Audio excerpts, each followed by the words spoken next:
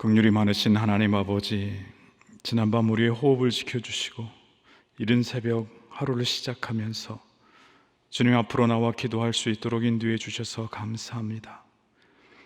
오늘 하루가 늘 반복되고 특별할 것이 없어 보이는 일상일지라도 주님을 찬송하고 예배하는 삶이 되게 하여 주시옵소서.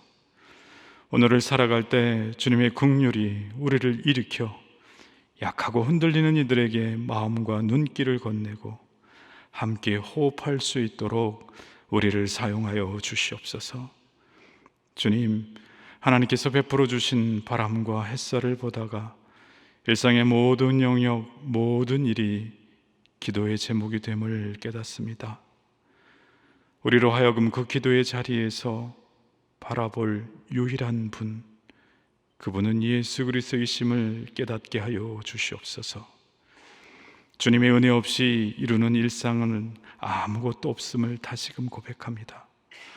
마주하는 모든 것 속에서 하나님을 찾아내는 감각이 있게 하시고 부딪히는 모든 일 속에서 나보다 먼저 나를 위해 애쓰시고 일하시는 하나님을 발견하는 지혜를 부어 주시옵소서.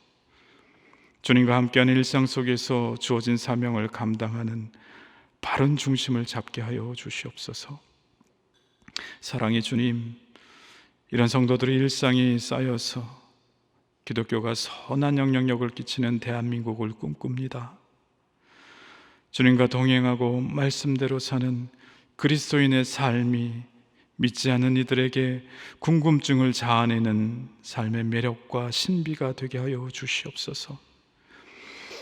우리의 일상이 주님의 살아계심을 증거하는 삶이 되길 기도합니다. 사랑의 아버지 하나님, 교회의 연로한 어른들을 위해서 기도합니다. 너희가 늙을 때까지 내가 너희를 안고 다니고 너희가 백발이 될 때까지 내가 너희를 품고 다니겠다고 약속하신 주님, 우리는 하나님의 큰 계획하심과 역사 안에서 주님이 택하신 부모님을 통해 태어나고 자라고 양육받아 오늘의 삶을 영위하고 있는 줄 믿습니다. 하지만 주님, 우리가 이제는 늙고 힘이 없고 때로는 병들어서 어렵게 생을 이어가는 그 부모님들의 삶에 얼마만큼의 감사와 주의함을 갖고 살아가는지 생각해 봅니다. 기력이 쇠하고 병약한 노부모님이 건강한 노년을 보내시기보다는 때로는 홀대당하고 학대받는 경우의 뉴스가 들려올 때면 안타까움이 그지없습니다. 노년의 삶을 보내는 부모님들이 말씀을 통한 주의 약속을 기억하며 힘을 얻게 하시옵소서. 우리 자녀 세대들은 하나님의 약속의 참여자로 부르신 그 부르심을 깨닫고 자기 자식을 사랑하고 위하는 것처럼 부모님들을 섬기며 돌볼 수 있는 마음의 다짐과 환경과 힘을 허락하여 주시옵소서. 하나님, 오늘 삶의 중요한 결정을 해야 되는 성도가 겸손히 주의 음성을 듣고자 하나님 앞에 나왔습니다. 아무리 고민해도 풀리지 않는 문제를 품고 밤새 뒤척이며 끙끙거리다가 힘겹게 맞이하는 새벽 시간, 지친 마음으로 하나님 앞에 나온 성도도 있습니다. 가족의 구원을 위해서 하염없이 기도하는 성도들이 있습니다. 삶의 주인 되시고 인생을 주관하시는 주님이 얼마나 좋은 분이신지 그 가족들도 함께 알 수 있도록 인도하여 주시옵소서. 이유 없이 깊은 잠을 자지 못하고 힘든 밤을 보내다가 나온 성도도 있습니다. 늦은 밤까지 일하다가 어느덧 맞이한 새벽 시간, 잠깐의 쉼의 시간을 쪼개 교회에 나온 성도가 있습니다. 아픈 몸의 치유를 위해 주님의 역사하심을 바라며 기도하는 성도들이 있습니다. 하나님, 우리는 절실히 주님이 필요합니다. 모두에게 문제를 헤쳐나가는 능력과 용기를 부어 주시옵소서. 치유와 쉼을 우리에게 채워 주시옵소서. 모든 것이 하나님의 손안에 있음을 알기에 두려움과 염려를 물리칠 수 있는 믿음을 더하여 주시옵소서. 아버지, 우리는 지금 스바냐를 통해서 하나님을 만나고 있습니다. 철저히 소망을 잃은 그 자리가 자기 연민의 자리가 아니라 다시금 하나님을 믿고 동행하는 자리가 되어야 함을 가르쳐 주신 주님, 오늘도 주시는 말씀 앞으로 나아갑니다. 인도하여 주시옵소서. 예수님의 이름으로 기도드리옵나이다. 아멘. 하나님께서 우리에게 주신 말씀은 스바냐 3장 1절부터 8절까지 말씀입니다.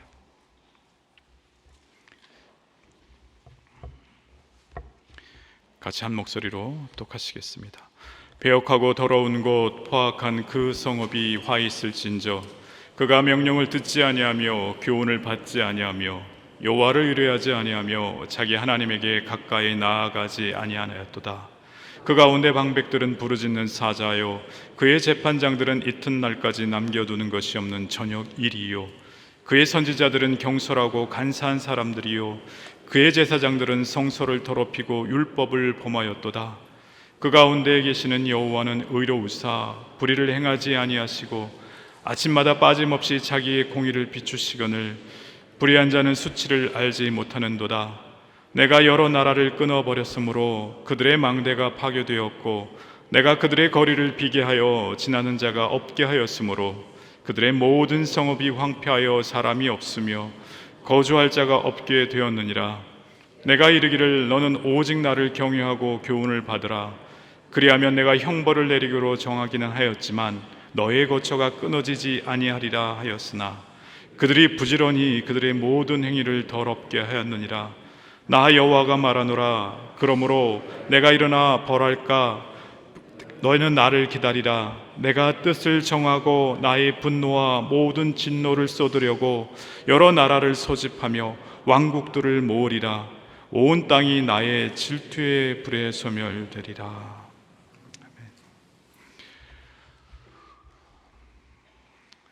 스바냐 말씀 중에서 오늘 말씀이 아마 가장 중요하지 않을까 저는 이렇게 생각합니다. 1절 폐역하고 더러운 곳 포악한 그 성읍이 화 있을진저. 폐역하고 더러운 곳 포악한 그 성읍, 여기까지만 딱 놓고 이게 어떤 성을 수식하는 말인가 볼 때 성경에서 볼 때 니느웨 성인가 혹은 다음에 나올 바벨론 성인가 이렇게 생각되어집니다. 그런데 놀랍게도 그 성읍은 예루살렘을 가르치고 있습니다. 거룩한 주님의 성전이 있는 곳 바로 그 예루살렘입니다. 배역하다 이 단어는요 항상 성경에서 하나님께 대한 반역을 나타내는 단어를 씁니다. 바로 그곳에 화가 있다 이렇게 말씀하십니다. 그런데 왜 그곳이 폐역하고 더러운 곳이 되었을까? 2절에 4가지로 설명합니다. 그가 명령을 듣지 아니하며 교훈을 받지 아니하며 여호와를 의뢰하지 아니하며 자기 하나님에게 가까이 나아가지 아니하였도다. 예루살렘이 폐역하고 더러워진 첫 번째 원인은 명령을 듣지 아니하였다 이렇게 이야기합니다. 여기서 듣는다, 이 쉐마라고 하는 단어는요 순종이라고 하는 용어입니다. 듣지 않는다라는 것은요 하나님의 명령을 지킬 필요가 없다 이렇게 생각했다는 것입니다. 우리가 이렇게 새벽 예배에 나오고 매일 나의 삶을 주님의 은혜 앞에 세워야 되는 이유는요 하나님의 말씀을 깊이 이해하고 순종하기 위함입니다. 두 번째, 예루살렘이 폐역하고 더러워진 이유는요 교훈을 받지 않았다 이렇게 이야기합니다. 영어 NIV 성경에는요 바르게 함을 받아들이지 아니하며 이렇게 얘기합니다. She accept no correction 이렇게 이야기합니다. 교훈을 받지 않는 사람들의 특징은요 잘못된 것을 바르게 잡아줌에도 불구하고 받아들이지 않습니다. 그리고 본인은 꾸짖을 받을 만한 것이 없고 자기는 꾸짖기만 하는 것을 주장할 때가 참 많이 있습니다. 하나님의 말씀을 듣고 교훈을 받길 거부하는 사람의 모습은요 불신하고 하나님으로부터 멀어지길 원하는 모습으로 연결됩니다. 세 번째, 그 성이 폐역하고 더러워진 이유에 대해서요 여호와를 의뢰하지 아니하였다 이렇게 이야기합니다. 여러분, 여호와를 의뢰하지 아니었으면 무엇을 의지하였을까요? 그들은요 철저하게 자기 자신의 욕망을 의지하였습니다. 네 번째 이유에 대해서요, 하나님께 가까이 나아가지 않았다, 이렇게 이야기합니다. 가까이 나아가다, 이 카랍이라고 하는 이 단어는요, 이런 뜻이 있습니다. 친밀함과 기쁨이다. 가까이 나간 것이 주님이 너무 친밀하고 기뻐서 가까이 나갔다라는 거예요. 다른 말로 이야기하면 사랑했다라는 것입니다. 그러나 하나님께 가까이 나아가지 않는 것은요, 하나님과의 사랑의 관계를 의도적으로 포기했다라는 거예요. 왜 하나님과의 사랑의 관계를 맺지 않느냐 하면, 하나님께서 내가 내 욕망을 이루는 일에 걸림돌이 되기 때문에 그렇습니다. 가까이 하면 하나님 말씀이 들려지고 불편해지니까 가까이 하지 않은 것입니다. 그래서 하나님 말씀에 순종하지 않고 하나님 말씀을 들으려고 하지 않고 내 욕망에 충실하고 그 욕망 따라 살려고 하고, 더군다나 그 하나님으로부터 멀어져서 가까이 나가려고 하지 않습니다. 그런 것들이 쌓여져서 그 결과 그 성읍이 폐역하고 더러운 곳이 되어버렸다, 이렇게 이야기합니다. 하나님의 임재를 구하는 것이 더 이상, 만약에 우리들의 우선순위, 삶을 살아갈 때 위에 있는 우선순위가 되지 않는다면, 여러분, 우리도 똑같은 위험에 처할 수 있다는 거예요. 이것이 예루살렘에 내려진 하나의 슬픈 진실입니다. 그러다 보니까 이 개인적인 이 더러움이 그 공적인 사회의 그 부패로 연결되게 됩니다. 3절 4절입니다. 같이 한번 읽겠습니다. 그 가운데 방백들은 부르짖는 사자요, 그의 재판장들은 이튿날까지 남겨두는 것이 없는 저녁일이요, 그의 선지자들은 경솔하고 간사한 사람들이요, 그의 제사장들은 성소를 더럽히고 율법을 범하였도다. 공적인 부패는요, 예루살렘 사람들이 하나님께 반역한 것에 따른 두 번째 결과입니다.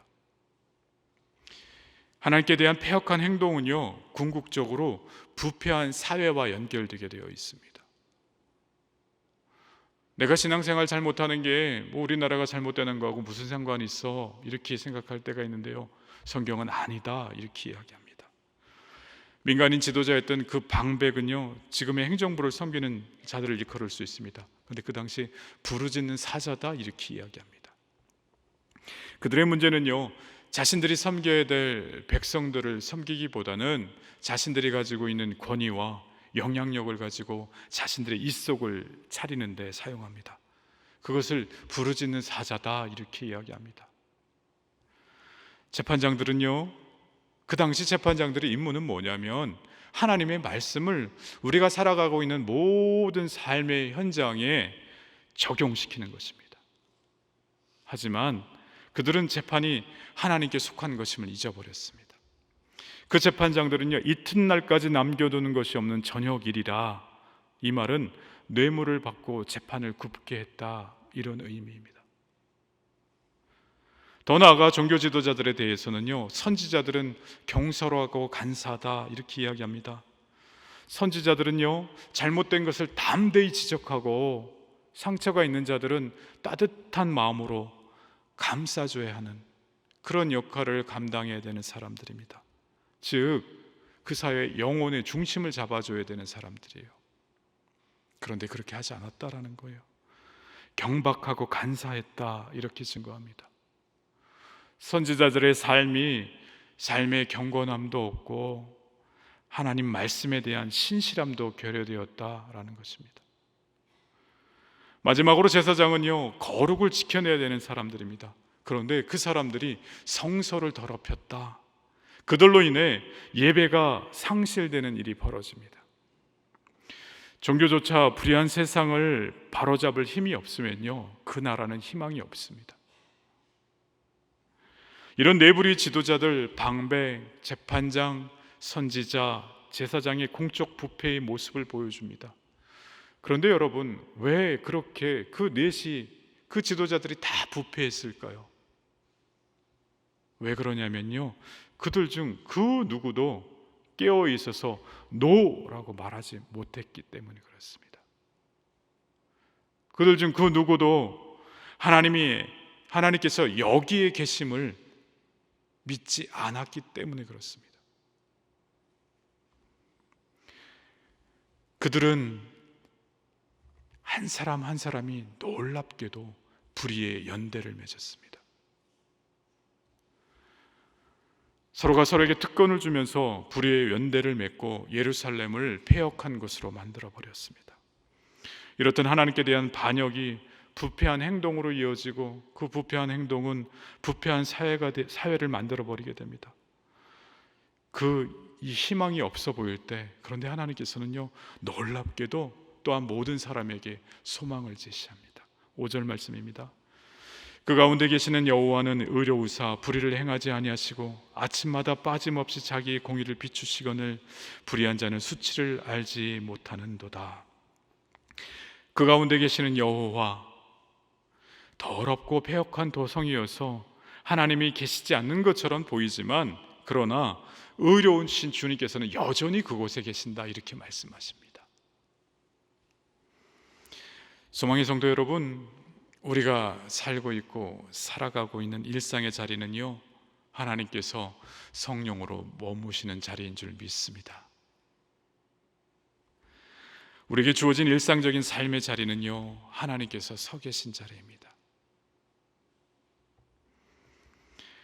그 하나님은 또한 아침마다 빠짐없이 당신의 공의를 우리에게 비춰주십니다. 유진 피터슨이 그 길을 걸으라 라고 하는 책에서요, 이사야 선지자부터 선지자들이 말씀을 선포하는 그 설교의 효과성에 대해서 조사하면서 이렇게 정리를 합니다. 그 선지자들, 이스바냐 같은 선지자들이 선포한 그 설교가 효과적이었던 이유는요, 하나님의 실제를 선포하기 때문도 아니고, 그리고 하나님을 따르게 되지 않았을 때 우리가 받게 될 심판을 선포하기 때문에 효과적인 것도 아니다, 이렇게 이야기합니다. 그럼 도대체 뭐가 그 선지자들의 선포의 말씀이 효과적이었을까라고 했을 때요, 현존하고 살아계시는 인격적인 하나님의 여기 계심을 전달했기 때문에 효과적이었다, 이렇게 이야기합니다. 하나님은 살아계십니다. 우리는 죄를 지었기 때문에 이렇게 심판을 받을 것입니다. 이렇게 설교에서 선포해서 효과적인 게 아니고요, 하나님께서 여기에 계신다, 그 말씀이 울림이 되고 회개하고 돌이킨 사람들이 있었다라는 거예요. 그때 계셨던 하나님이 지금 이 자리에는 계시지 않습니까? 그 하나님이 여전히 그때나 이제나 동일하게 여기에 계시는 줄 믿습니다.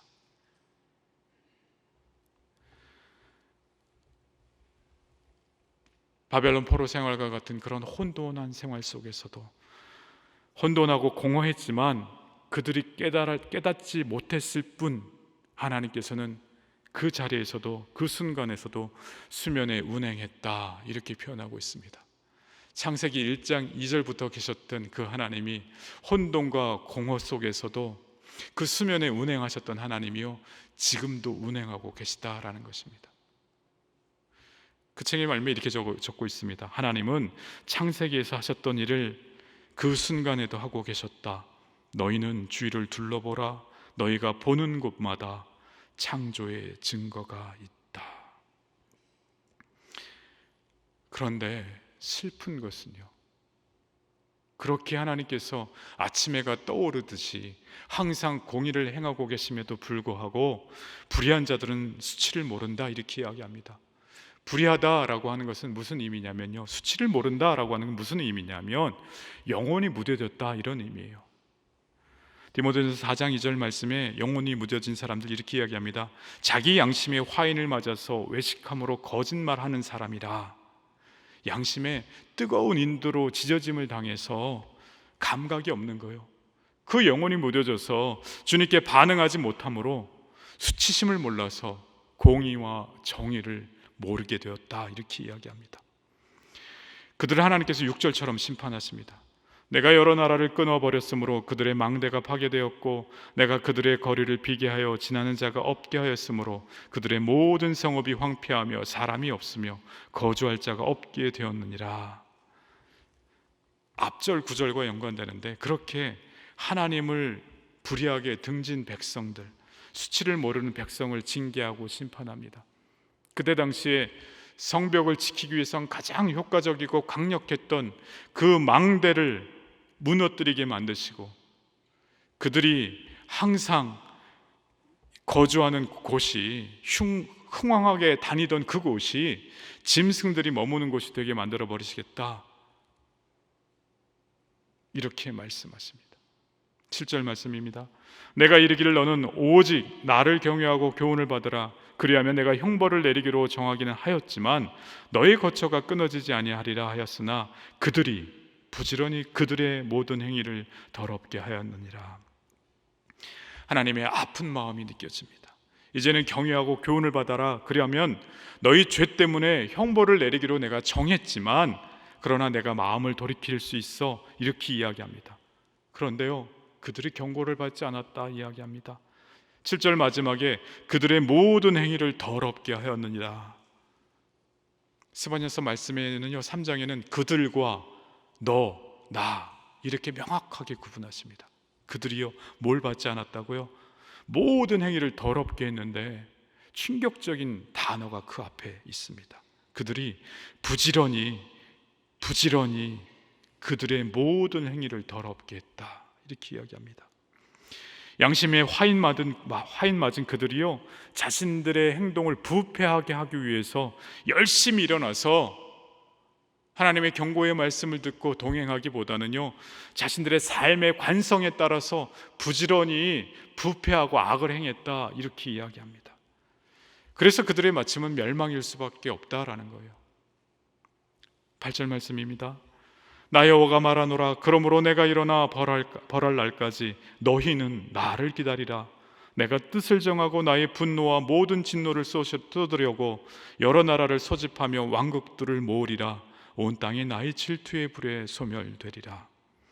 그런데도 주님께서는요, 8절에 나 여호와가 말하노라. 그러므로 내가 일어나 벌할 날까지 너희는 나를 기다리라. 하나님을 기다리라 라고 하는 것은요, 그들에게 해당될 때는요, 심판을 기다리라 이런 말이 되겠지만은요, 지금 누구에게요? 너희는 나를 기다리라.